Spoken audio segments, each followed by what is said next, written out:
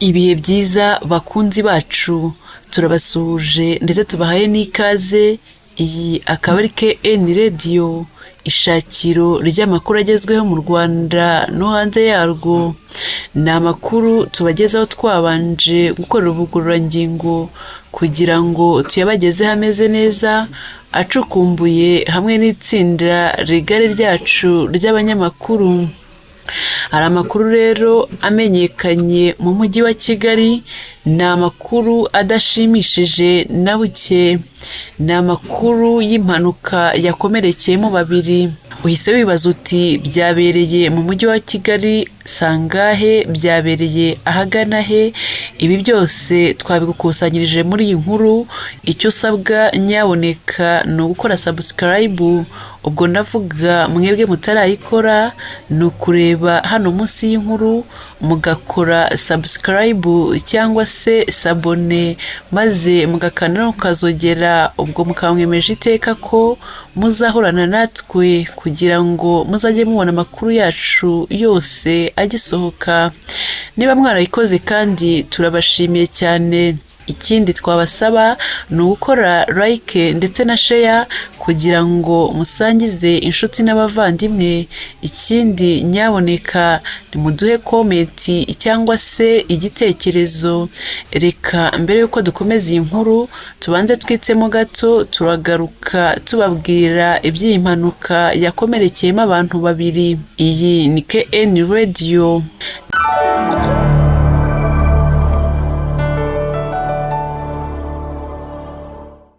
Nongeye kuguha ikaze we wahisemo gukurikira KN Radio, ishakiro rukumbi ry'amakuru yizewe hano mu Rwanda ndetse no hanze yarwo.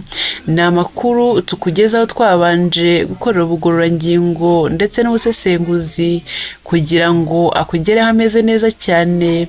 Nkwibutse ko iyi ari KN Radio. Mu mujyi wa Kigali impanuka yakomerekeyemo babiri.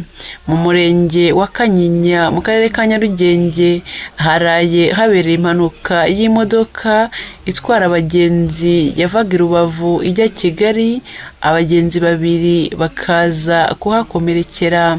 Umuvugizi wa polisi ishami ryo mu muhanda SP Emmanuel Kayigi yatangarije itangazamakuru ko iyi mpanuka yabaye ku mugoroba tariki 21 Nyakanga 2024, itewe n'umushoferi utarenganije umuvuduko neza ubwo yarageze mu ikorosi akananirwa kurikata.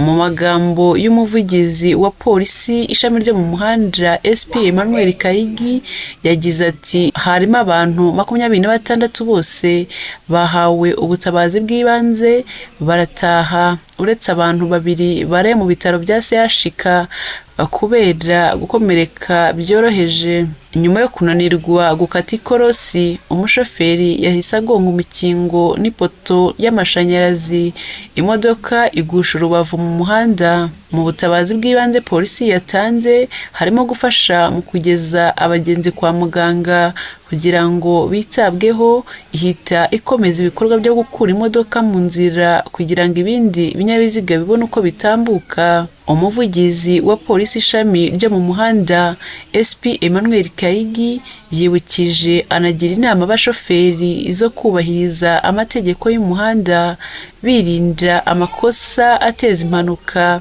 Hari ikindi gikomeye yabasabye ndetse buri mushoferi wese akwiye kuzirikana akabika mu mutwe we.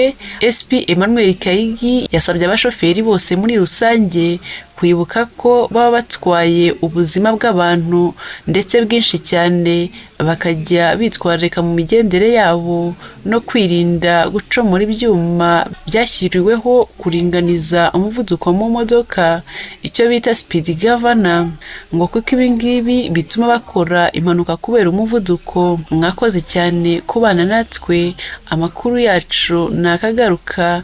Mukomeze mukore subscribe, like, share ndetse na comment kugira ngo iteka mujye muhorana natwe, mujye mubona amakuru yacu yose agisohoka.